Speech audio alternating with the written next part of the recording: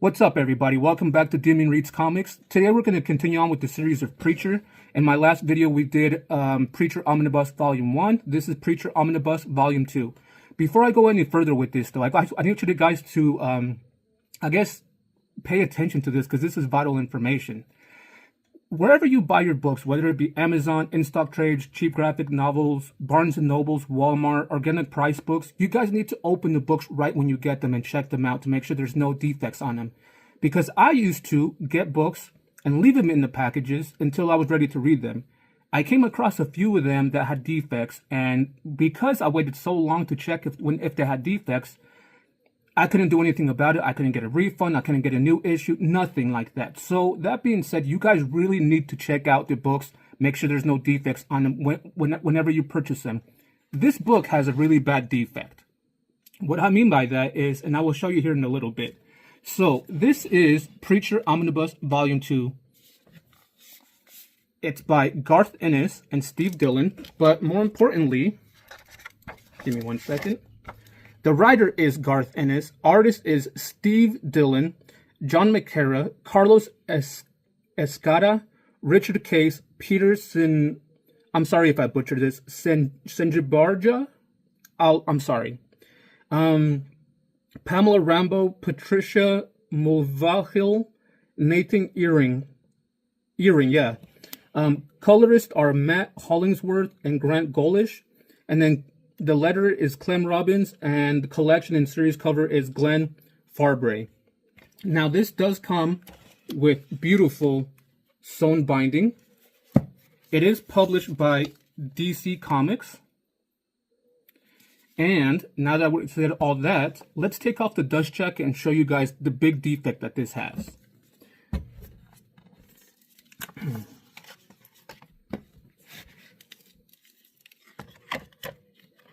This, like the previous one, it looks exactly the same as you can see. Preacher Omnibus, the 25th Anniversary Volume 2. Has actually really nice glossy, it's hardcover. I'm going to set the dust jacket to the side already. So what is wrong with this? Why am I saying that you guys need to check this? Well, if you guys notice, it's supposed to be like this. But if you open it, it's printed upside down. See that? It's all printed upside down. So when you read it, you actually have to read it like this. Upside down. When you finally open it, it's great. Now, another thing that it came with is you can actually tell, you can't really tell from the camera, but it's cut smoothly up here, but if you look at the bottom, it's very jaggedy. There we go. And on top of that, you can actually see where they were supposed to cut it. You'll probably see it better when I start flipping through the pages. Like there's like a lot of little lines at the bottom of the cutting. I don't know what that means.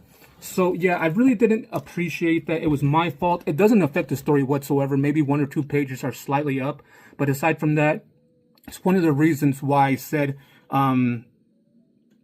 I'm going to go with the absolutes because of this. This was my fault. So anyway, let's go ahead, flip through the pages, see what you guys think, and we can go from there. Alrighty, guys. So let's talk about this story a little bit. So like I said, it has to be upside down in order for me to do this. So the last Omnibus ended kind of with a cliffhanger. Jesse was told that he kind of has to access the memories of Genesis inside of him to help out a certain individual, Saint of Killers. Cassie recommended go to this guy in New Orleans that does voodoo. They go there, certain things happen, and it kind of ends on a cliffhanger. And you would think that this is where the next issue is where it picks up, but it doesn't. Before we go any further, these are the writers, the artists. If you guys want to take a look at that, I know I butchered some names. I apologize, but these are them. So this one starts off with a special. Like I said, it doesn't start at where the other one left off. It starts off with the special, which we'll talk about, and then it does 33, because the last one ended at 34, and then it does 34 through 40. Then you got a special of the Good Old Boys. another special of the story of You Know Who, and then issues 41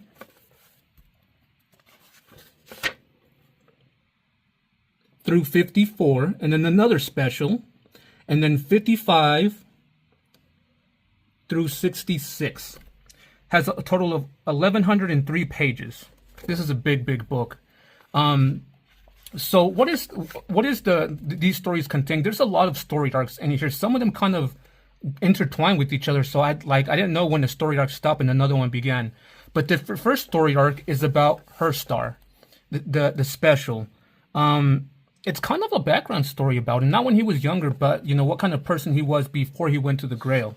And it was kind of interesting. I really enjoyed it that they give him a backstory, what kind of person he was, why he is the way he is, and how he came to be with the Grail. And so I really enjoyed this little story arc.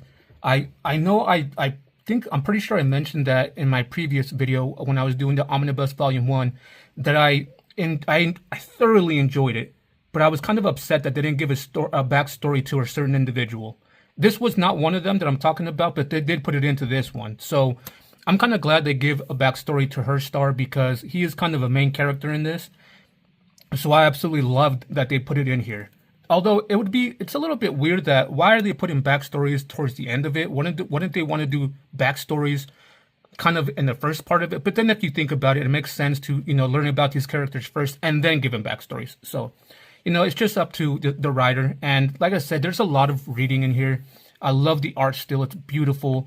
Like I said, they give a good backstory to her star and how he came to be with the Grail. So, like I said, this is the little pages thing that you can see here. It's supposed to be cut and then brought down a little bit more. So let's go ahead and flip through this a little bit more. Or as you can see here, this is how you can tell it's cut. It's like it's cut a little bit right here. And that kind of messes up the page turning. But anyway, so that's the big arc, and it's kind of a big arc of Her Star. And then we finally meet up back with Jesse and Cassidy and Tulip. After they left New Orleans, they're going to Arizona. And there's this big thing that happens there because they're going to Arizona. Jesse's getting ready to take some hallucinant stuff to learn more about Genesis and really get into the mind of Genesis. But once they get to Arizona, they're kind of... Her Star and his Grail people are waiting for them. And this big thing happens. This event that just about... Let me put it this way. Jesse's supposed to die in this event, but he doesn't. Why? It tells you. And... in this whole thing, you would think that Jesse is... This is when I kind of... No. I can't even say it here. Let's just put it this way. Tulip is a badass in this story arc. A lot of things happen with this.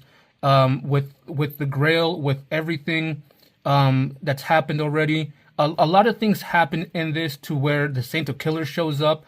And there's a lot of brutality that happens. And at the end, they're on the plane and Jesse falls out of the plane. And it pretty much to the point where he's supposed to be dead. And that's pretty much this story arc. There's a little bit of nudity here. I'm just going to kind of flip through it because of, YouTube. But Cassidy, this is when I kind of start almost disliking him a little bit. Because he already told Tulip that he has feelings for her. And this is where I kind of start don't liking him. But I don't want to get into it on why. But anyway, the story arc continues about what I was talking about. This big old battle that happens in Arizona. A big bomb gets dropped and just destroys everything, kills a lot of people. And then it goes to... Sorry, I'm kind of flipping through this. This is about that bomb thing I was telling you guys about. This is the one that drops it. As you can see here, the brutality that's going on. And yeah, this is the plane thing. And something happens. They're trying to get away from the bomb explosion. Jesse falls out of the plane. Cassidy's holding on to him, doesn't want to let go. But Jesse tells him, let go. And he has to because he listens to him, and he does. And then we move on to, it says right here, 1 month later. 1 month later, after the events of what happened in Arizona, of Jesse supposedly being dead, Tulip is feeling, down and depressed, emotional. Cassidy's trying to do his best with her. This is right here is when I really started hating Cassidy. I loved him in the first book, but this, like, oof. I mean, it was horrible. Horrible to the fact that what he did to Tulip here was just, man, it was disgusting. I did not like it. He's pretty much drugging her because that's what she wants, but he could have put a stop to it, and he didn't. And because he didn't, he took advantage of that to the point where he made her pretty much want to be with him, and I did not like that. And so this is the aftermath of a month of what happened afterwards. Herstar survives it. Certain things happen. He keeps getting the ass end of everything because he loses a leg as well. And eventually, Herstar escapes from these people. I don't want to give who they are away. And it kind of goes back to, and Jesse gets rescued as well. But it's weird because you're like, how did he survive? It explains how he survived. And this guy kind of helps him. But he lost an eye. He doesn't know why he lost an eye. And explains that too. So this is when finally Cassidy takes advantage of Tulip. And I didn't really like that. And then you kind of get a little backstory of Arseface. The same with Arseface not wanting to be so popular anymore because he became a rock star. After Jesse gets better, heals up. He meets a dog. He names him Skeeter, and he pretty much takes the dog with him. And this is pretty much kind of like the fall of this story arc's kind of like the fall of Arseface, of his, because he was a rock star. It's kind of his fall from being a famous rock star. But from that, you start learning about Jesse, what's going on with him. You start learning about what's going on with Herstar. You still continue to see what happens with Tulip and Cassidy, how he's taking advantage of her, and that's kind of how this little story arc plays out. You kind of see the downfall and them trying to build themselves back up, and then you get to the point where finally Jesse is like, okay, I'm doing better. I'm gonna go and find Tulip. Well, he does that. He goes and finds Tulip, and during that time, like I said, this is kind of like the downfall of Arseface being a rock star. Herstar comes back to the grill. There we go. This one was a cool little special. It's kind of a backstory a little bit of how TC and Jordy are, how they were in the swamp, what kind of people they were, and it's a horrible one. It's a very horrible backstory. It's not their backstory. It's just kind of a story about them, but it's a horrible backstory. What they do to some of the people. This girl, I dislike her. Although I do want to say I don't really see the sense of this backstory, but it was a nice backstory, and I don't want to give too much of it away. But anyway, I didn't really like that backstory so much. It just, it wasn't for me. So then, see, as you can see here, I didn't like this part right here.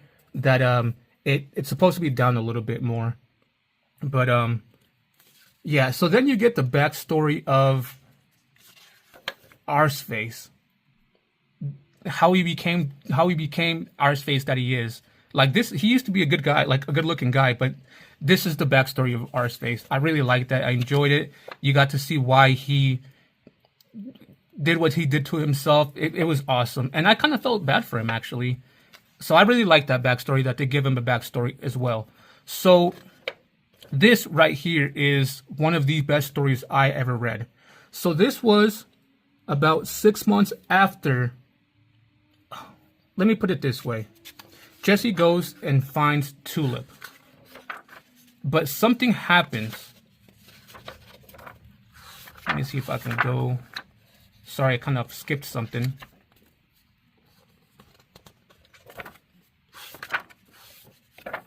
When Jesse goes and finds Tulip and Cassidy, more importantly, he goes and finds Tulip, he sees something that kind of makes him pass out. Jesus, did I really skip all that? Yes, I did.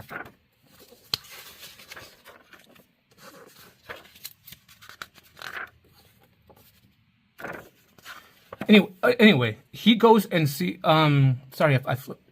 So he goes and sees Tulip. A month later after that, it's been 6 months because he goes and finds Tulip. He sees Tulip and Cassidy, and he sees something happen between them. He passes out. He kind of moves on, and he's kind of driving on his own through Texas. And this is 6 months later. And before the 6 months later, it goes to 6 months before, where he comes into a small town called Salvation. In this place, let me put it this way: he becomes sheriff for a little bit. He finds someone important to him. I don't want to say who. He finds somebody very important to him. He kind of rescues the town from this evil corporation, and he saves the day. And that's when he comes to a realization that, hey, I need to go and confront what's going on between, Cassidy and Tulip. I need to go find out what's going, how I survived, being out of the plane. I need to, getting out of the plane and surviving. I need to find out what happened to my eye. And so this all explains everything what happened to him. It explains how he survived. It explains how he lost his eye. And he's, like I said, he saves the day, and he meets somebody very important to him in his life when he was a kid. And he saves them, and it was a great freaking story. The one thing I will tell you is how he lost his eye and who saved him. It was God. God saved him, and God told him, hey, if I need to come see you one more time, there was going to be hell to pay. Well, he took his eye. That's how that happened. But anyway, this is that whole story arc, and it's kind of a big story arc. Him in Salvation. He meets a girl he kind of starts, having feelings for, but at the end of the day, he still wants Tulip. That's how he, gets that personal growth where he wants to go finally find her. So, yeah, it was a big backstory. Or not really backstory. It was a big story that I really loved. I enjoyed the story arc, his personal growth, and finally we go back to him being at the pier. This girl was freaking awesome. She was freaking amazing. Now we go back to, 6 months after. He takes the hallucinogens and he sees exactly what happened, how he survived, what happened to his eye. As you can see right here, it was God. And so finally, after all that, he goes and meets up with his, I guess you can call him his dad's best friend from the military, because somebody important in Salvation gave him Jesse's dad's Medal of Honor. So he goes and meets up with this guy. I think his name is Spaceship. Is that what they call him? I think they call him Space. Let's call him Space something. Yeah, Spaceship or something like that, but they call him Space. And Space pretty much tells Jesse the story of how his dad got the Medal of Honor. And this one was really near and dear to my heart for a specific reason. I absolutely loved it.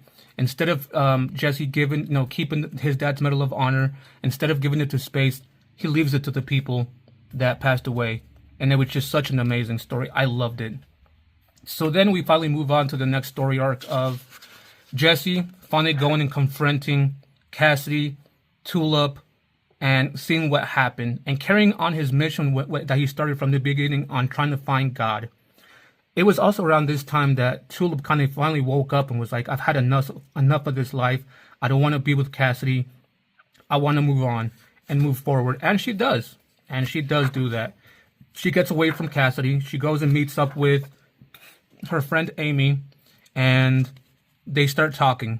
While that's going on, this is very interesting to me, because while that's going on,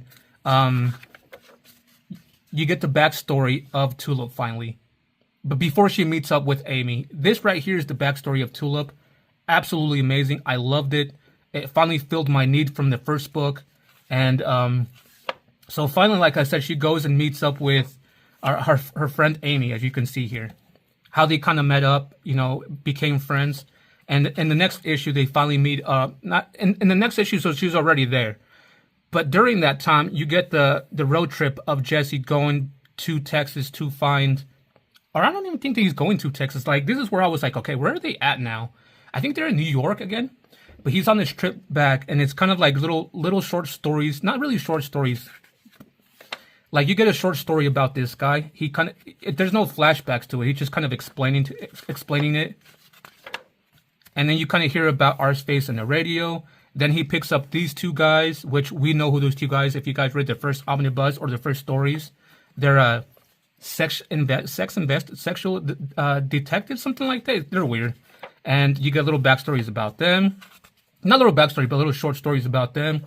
He meets up with another person.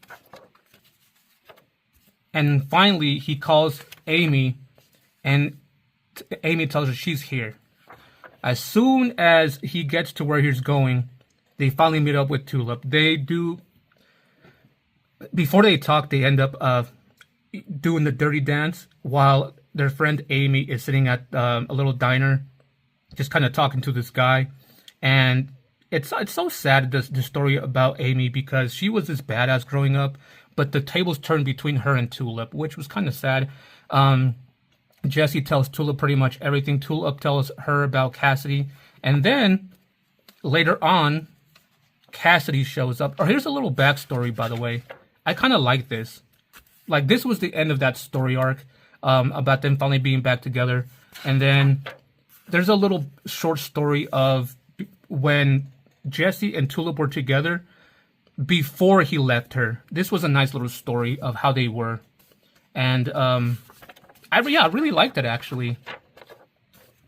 This little short story about her, about Tulip, Amy, how it was funny because at this point, Jesse could have had Amy and Tulip, but he was such a gentleman, he decided to be with Tulip and not give in to the temptation of being with both, which made them closer. So I really liked this little short story.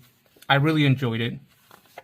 So then comes, oh, this guy. If you guys didn't know, when I mentioned it in the first book, Jesse made Agent Hoover count 3 million grains of sand, and this is him right here. But anyway, so now we go back to Jesse. He's kind of talking to a few people. He's trying to find out some information about Cassidy. At the same time, her star, this little story arc about him, he's All-Father now. His biggest thing now is revenge. He wants vengeance for Cassidy. But there's this little story arc with him and another person that I kind of thought that they could have got away with. But this right here, this little story arc was when I hated Cassidy the most, because it tells a story of, we heard the backstory of Cassidy, of how he became to be. This is the other guy I was telling you about with the All-Father, with the Grail. Like I said, there's no point to it. We hear the backstory of Cassidy in Omnibus 1, but this person fills in the blanks that Cassidy didn't, and it really shows what kind of person Cassidy was, and it just made me hate him even more. To the point where, after I was done reading all this, I hated Cassidy so much. I really did hate Cassidy. And this kind of started showing what kind of person Cassidy was to Jesse. And then you find out a little bit more about Arseface and what's going on with him. Hoover coming back to the Grail. Just a whole bunch of, filling in, trying to close in on the story. This is when you find out the backstories of Cassidy, which is the disgusting character. I absolutely hated him. And yeah, like I said, I don't know the story of, I didn't understand the little backstory that this, like, I didn't understand what was so important about this. So then we kind of move on to kind of the end of the whole series itself. Like, now Jesse has come, like, Jesse knows what he wants to do. He knows he has to finish the job he started and go and find God. But now he wants to find God for another specific reason, because he wants to take him down.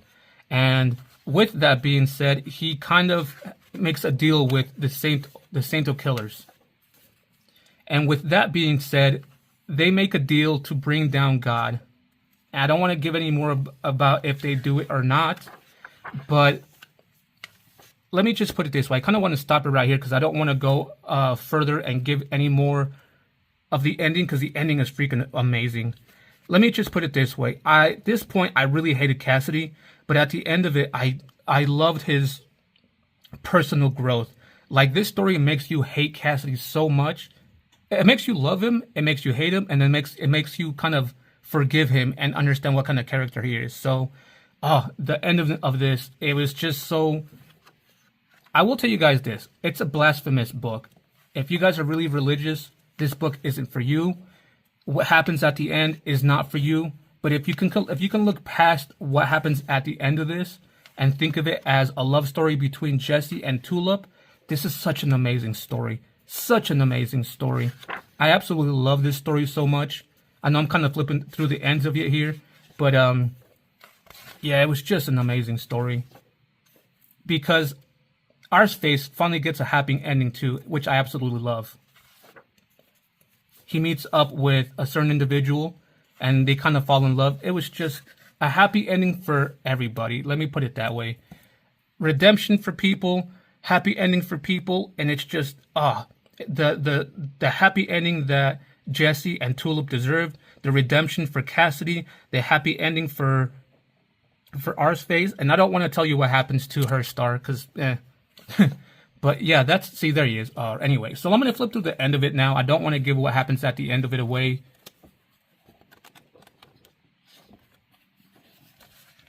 Such an amazing book.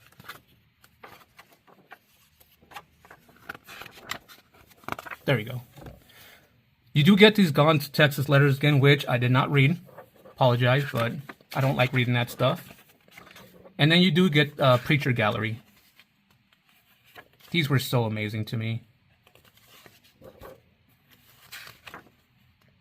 Kurt Cobain, the reference to him, John Wayne, Jesse, Tulip, Step on Me Tulip. Oh, she's so amazing. Cassidy, the three of them.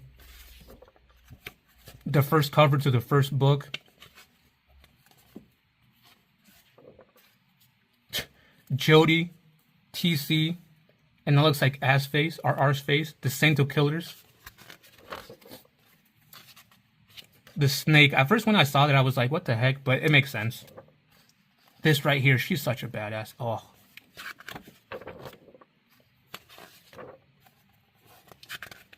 These 3D models were freaking amazing. I think they're 3D models, or I think they're toys. Yeah. This set of 7 PVC figures was released by DC Direct. I kind of wanted them, but I looked for them. They're a bit pricey.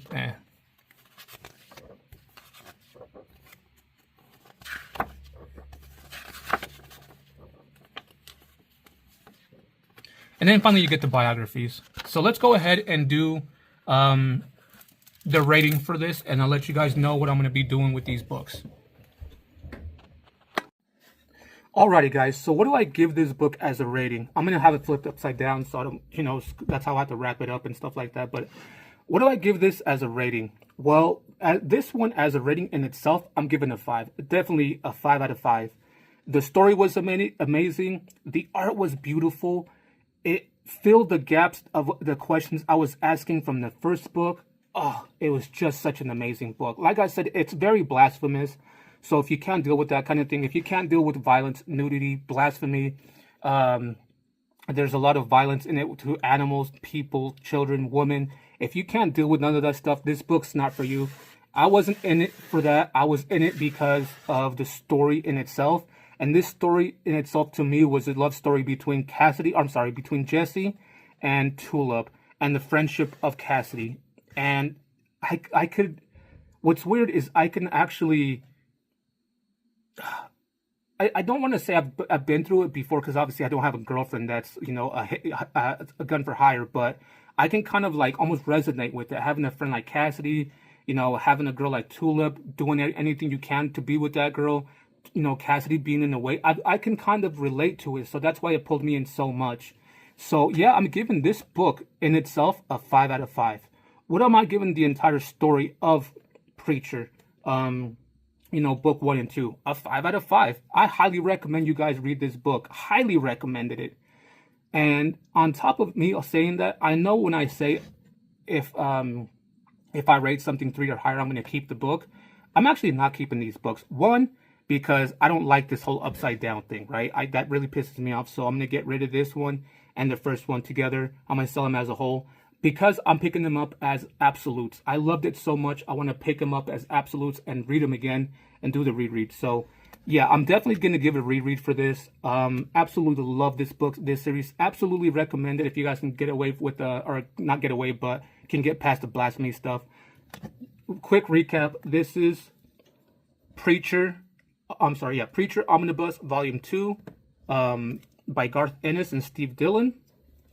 Does have beautiful sewn binding, and it is published by DC. There we go. Yeah, DC Black Label. And so, in 1103 pages. So yeah, that's my review for this. I absolutely love Preacher. The next book or series, the next book series I'm going to read is The Boys. So be on the lookout for those. I hope you guys enjoy those. I hope you guys have been enjoying my videos so far. And if you guys have, leave a like, leave a comment. Let me know if you guys read this book, what you guys thought of it. Give some more recommendations. I got another list of like 15 books I'm going to buy. So, be on the lookout for those. But after The Boys, we're going to be reading, what's it called? Not Gideon Falls. Lady Killer. After Lady Killer, I can't see underneath it, but there's another book after so it's The Boys, Lady Killer, another one after that, and then Gideon Falls. And so yeah, be on the lookout for all that. I'm so excited to keep on reading these stuff. This one was just amazing to me. So anyway, if you guys haven't done so already, please subscribe to my channel. It helps build my channel up and put my videos out there. All that being said, guys, take care of yourselves, stay healthy, and we'll see you guys on the next one.